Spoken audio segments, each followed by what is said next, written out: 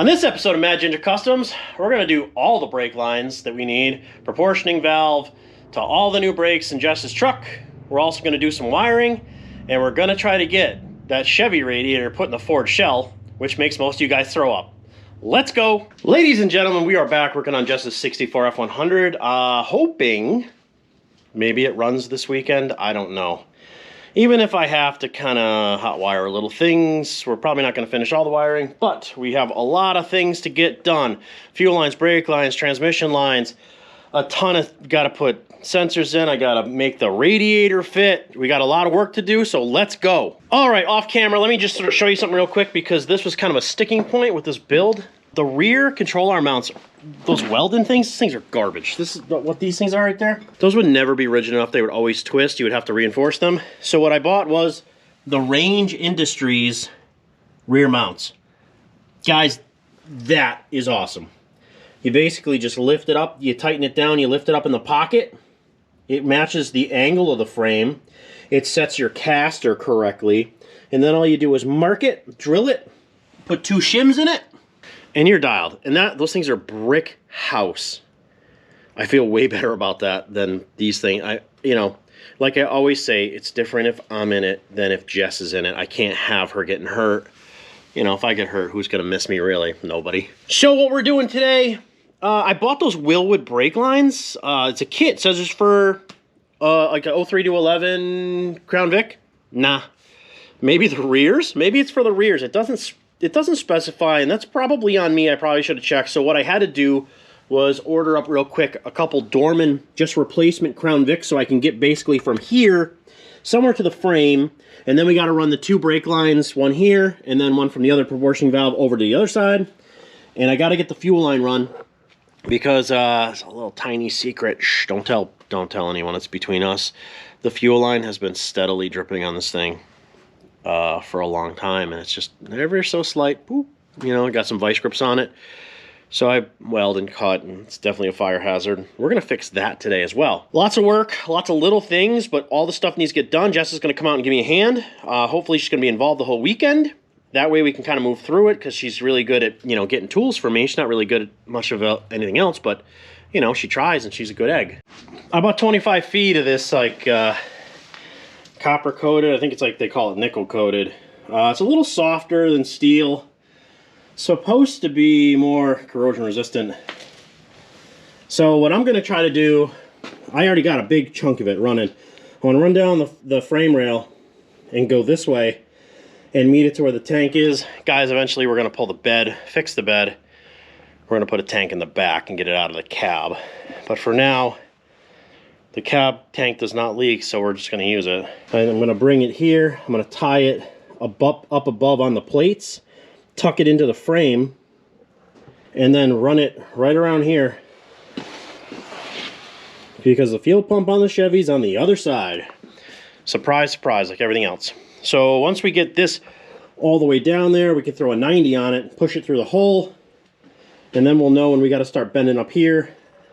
This stuff bends pretty easy by hand. I do have a bender. I actually have a few different benders from doing HVAC work, but I don't necessarily know how needed they are, so I'll kind of push and prod, and I'll show you what I come up with, and maybe it'll be good, and maybe it'll suck. Let me see. Got it. She got it. She's like, you always have stuff in your eyes. That's why your eyes are always hurting you. Yeah, that's probably true. All right, so what we did, I ran a copper line. I'll show you that in a sec for the fuel. That's kind of boring. I didn't feel like I needed to show you that. So what we're doing is brake hoses, and then we're going to run brake lines. And I'm going to show you the orientation we're going to run them because it's just, we're going to do what's easiest. Now, like I said, I could not use the Wilwood set, which is very unfortunate. I would have loved to have used that. So what we have is, this is a factory Crown Vic.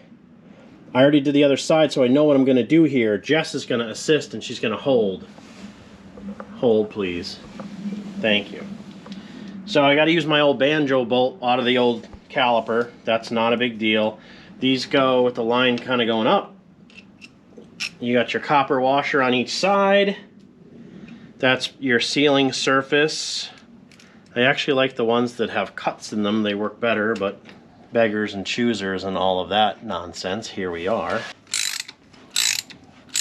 And you just send it. You know what I mean? Honestly, what's the worst case scenario if the brake line breaks? I'm not driving it. That's not nice. Yeah! Now, what we did here was try to determine where am I going to put these brake lines to on the frame. Don't break the banjo bolt. Two tights broke. Swedish torque specs. Okay, Guden tight. The way we want this is kind of facing backwards because we want to keep it tucked. And there's a hole here. So I'm using this as a guide to do that. If you want to go look at the other side, you can kind of see what I did. So I'm going to bring this up like that. I'm trying to keep it out of the way of, I'm going to put a lot of that inner fender back in that we cut out. But I want as little as possible because I want to bring this brake line over like this. And I'm going to bring it through here because there's a void here. That way it keeps it away from the header. And then you just kind of, you know, about where you think it's going to go. And you just kind of give it. And then you know.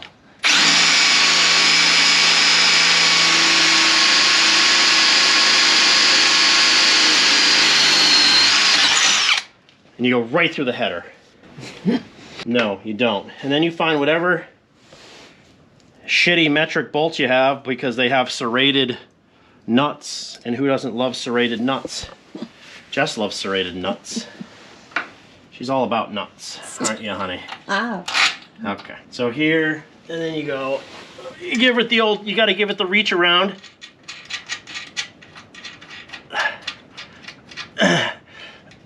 You stick your tongue out, that helps you line it up. That stinks. Yeah, it's burning. It's my soul burning. Just kidding, I don't have one. Being a ginger. Clearly tight enough. The wheel should be about here, should turn, it should clear. If it doesn't, you know, I don't think it's ever gonna go full lock. This thing has all the steering, like an insane amount of steering. Like drift steering, we don't need that. And let's show them my fabulous, you know, bare minimum fuel system. This is carbureted. We don't care about none of that nonsense. So I just ran it along the frame and I still got it bolted on the back. It goes underneath, ties into the tank, and it just wraps around the front. I already put the ground in for that electric power steering rack. This is a Mustang electric steering rack. Crown Vic front end conversion. I used a Range Industries mount kit. It worked awesome. If you guys are doing that, I would suggest it highly.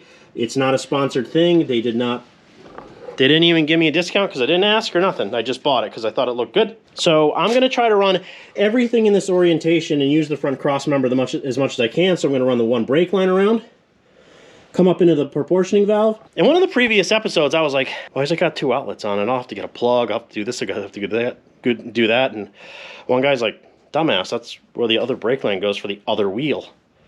How did that? I'm used to the proportioning valve being down on the frame, and I'm like, that didn't even occur to me. And then the guy said it, I was like, yeah, you're right. I don't know who said it in the comments, but hey, thank you. That's why you guys got to comment. Like and comment while you're here. Hit the subscribe, hit the bell, do all the things. Jess is depending on you. She doesn't care. All right, so now that we got our brake hoses where we need them, we just got to run lines around. Uh-oh, I'm stuck. My hat's stuck. What am I stuck on? Hold on, let me look. What is that? Help. Oh, no, it's just, there you go. Ow. You don't need that hat. Brake lines are boring, and you've seen me make, if you watch this channel, you've seen me make a lot of brake lines, like way too many brake lines. I'm not going to subject you guys to that again. So here's what I did. I ran them underneath here, and then came up along the cross member, strapping it to the fuel line coming over, and then I'm gonna put the power in that bundle. Then I came up, wrapped it through here, up and in, and this one comes up into where the frame would sit, and then up in here, and this is the pressure switch. Now, is this ideal? No. Should we put a switch on the pedal? Maybe we will eventually. Probably pull that inside. The switch is new, and it worked before I did this, so it's probably okay. What to do now? So fuel's done. Up into the carb. I took the 3/8 steel line. Man, those are hard to bend. This is the filter that came with the Edelbrock carburetor. I know everybody's like, Edelbrock carburetor, you make more power with a Holly. I've put on a ton of Edelbrock carburetors in my day, and they just work. And this is not a race car. You want to build big power, and you're like, I'm going to build power out of a carburetor? I mean, yeah, you can. Of course you can. People do it every day. Probably go with a Holly or something Holly derivative. But as far as just working, these are awesome. That is brand new. What are we going to do? Meow. We got to figure out how to put that Chevy radiator in this Ford shell. I think if I just cut it, and cut it here, because it's like 30 inches, just cut that, then I could slide it in, and then all I got to do is build a little brace off the bottom.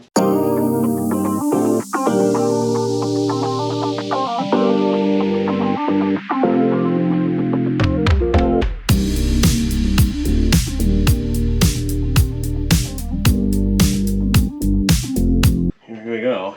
I think it should just go right kind of where I need it. Yeah. That should go right in there. Got to trim a little bit more on the top. And on the bottom too, I want this to sit a smidge lower. But, not bad. We're back here. Not bad. Just gotta make some mounts, clearance the front of these brackets a little bit. I mean, not terrible. Hopefully this will all work for her. Might have to trim away the fender a little bit, but we'll bring the transmission cooler lines up and out. I was gonna bring them on the frame. I might just bring them up and over. Probably a better idea. Keep them away from the heat. They are long enough, then I don't have to shorten them, so that actually probably works out better. All right, let me pretty this thing up and see if we can't build some mounts.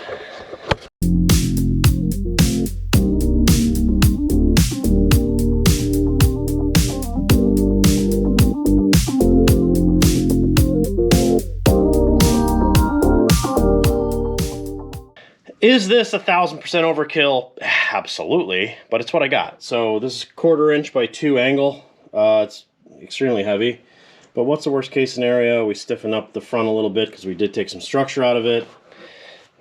And you subtract 2, but you add 6 back in. We'll get there. The radiator really should just rest on the fenders. So what I think I'm going to do is kind of square this up to this. And then it'll sit on it, and then all I have to do is build a little scoop to hold it in on each side. And then something in the front. And I think that's it. Because, I mean, how complicated should it be? It really shouldn't. And then there's nothing underneath this. This is not low enough to impede the frame. Because this is where the body mount is. I might actually go up a little bit there. But I think it'll work. I don't see why it won't.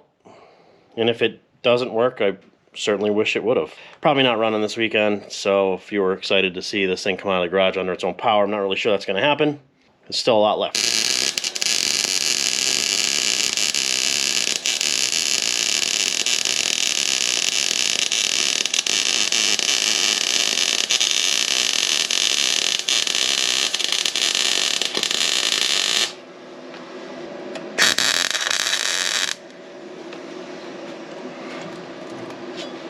Brick house. You ain't going nowhere. I got you for 5 minutes. This is my homemade press brake. Have a video on it if you want to watch it. Basically, you know, it's a tapered edge in there in between 2 pieces of angle. Pretty simple to build. Just knocked out that with it. It's pretty good. I actually overbent a little bit because and then I had to go backwards. I'm gonna see if I can do this with you guys. You know, there's no precision here at all because it's just holding the, kind of pinching the radiator in.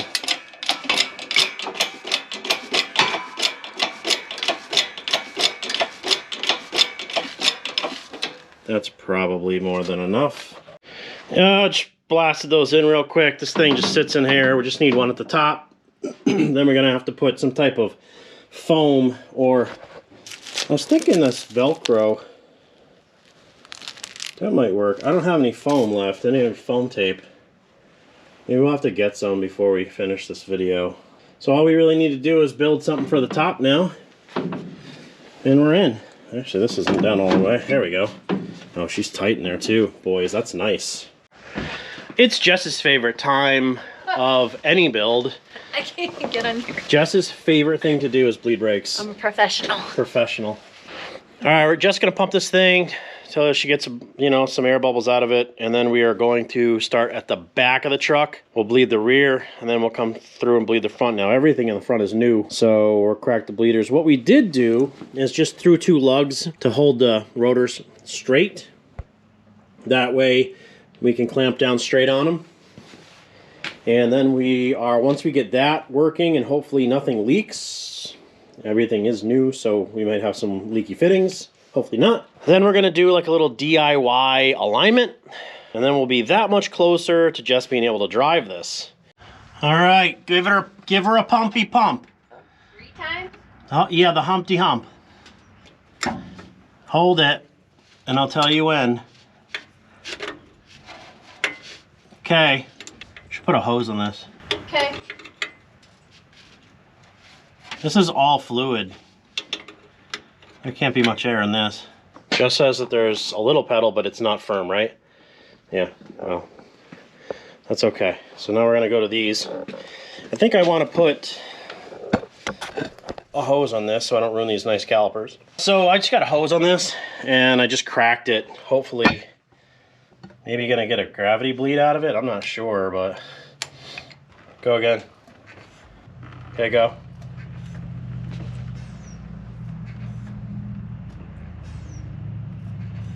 Is the pedal getting any firmer? Yeah. It is? Yep. Okay. Okay. Is it any better? Yeah. It doesn't look like it. I think we're getting somewhere now, guys, because it just pushed out a bunch of air. Okay. Oh yeah, there it is. Go ahead. Now all the brake hoses are new. I can't go to the floor anymore. Well, that's good. It shouldn't go to the floor. Keep going. I just want to make sure that none of my fittings are leaking. That's as far as I can go. Okay. Okay, go again. Probably gonna have to do the whole truck again. That's pushing out air still. Go ahead. It's getting firmer? Yeah, I can't go as far. Okay. All right, Jess completed her leg workout for the day, and we went around and did all of them again. Is your leg tired? No. Oh, okay, good. Usually she's like, I can't do this anymore. How's the pedal? Much better. She's firm in all the right places. So now what we're gonna do is just try to see if we can't align these a little bit. We'll just try to go by the inside of the rotor to the inside of the rotor and try to make it remotely close. The truck will have to go to be aligned. All you really do is loosen your jam nuts, which are loose, and then you spin your inner tie rods. You need to drive them in, right, and drive them out like that. And that's all it's gonna do. And that's gonna turn this in, turn this out. So all we did was just took this end, and it doesn't matter how accurate of a measuring device as long as you're using it in the same front and the back. So what we did was we pushed it all the way through, and she held it against the rotor like this. And then we measured it here, and it's about 63.5, and then you go in the back, and we wanted to make it 63.5, so it has 0 toe. That is a good way of lining it up so you can bring it somewhere that is not going to be the end result of an alignment. But if you can get it so it's, you know, within 1/8 of an inch, you're good, you're okay. And just lock your tie rods back down. We got to put a sway bar in it too, so we got other things to do. But as far as the brakes go and lining everything up so we can get it down the road to an alignment shop, I think we're good with that. All right, guys, I know that's going to be a short video, and it doesn't seem like I did a lot because all these little things that I'm doing, a lot of them I'm not actually putting it on the video. We got radiator mounted. That is a Chevy K-Series radiator, K-Series radiator. in the shell, and it's, you know, we just got to make a little mount for the top. I did order some 1/8 inch, 2-inch wide rubber, so I can put that all in there. We're gonna paint the bottom of it. That way when this thing sits in there, if it vibrates a little bit, which it shouldn't, the rubber will insulate it and it won't, you know, wear through the aluminum radiator. We got all the brake lines made. Nothing leaks of all the lines we made. None of it leaks. The thing's got brakes. We did a DIY alignment. Jess helped. She's a big help. Yeah. She pumps brakes like it's her job. Like she's a good pumper. Okay. And what else we do? We pulled the exhaust off because we kind of, I had it on Facebook on our page. I think we're gonna build a little bit of a more rowdy exhaust for this thing. This thing had true duals, so no crossover. And if you had this thing up on the highway or cruising on a 2-lane, you know, it would drone as a wow, wow, wow. I hate that. My blue truck does that.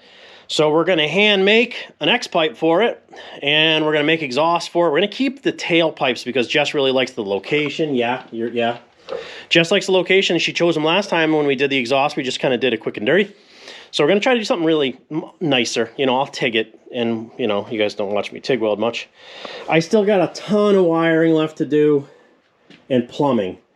Everything on the trans is good. I'm gonna bring these, I'm probably gonna pull them back out, and I'm gonna bring them over the top of the fender. And I think what this thing's built to be put through a bulkhead, and I kind of didn't notice that when I bought it. But I think what we're gonna do is I'm gonna build a mount, and I'm gonna put it right here. Right there. That way, all my relays are in here. Feed the fan, the relay coming up from the steering to turn her electric power steering on will be there. And then the only other one we're gonna run is the HEI off of it. Everything else is there. This truck is very simple. All we have is the one power for the power coming into the cab, coming back out from the ignition switch. We're gonna use that to turn everything else on. Solenoid wire is gonna go down the starter. We gotta build some battery cables, and we got a problem. Every time we put this nose on, it almost looks like it's too high in the front. And I was like, oh my God, did the frame twist? Now I know the frame didn't twist. What it is that the cab mounts are destroyed on each side. And the cab is sagging into the mount. And I think when the front end was on it, it was basically holding the front of the cab along the fender.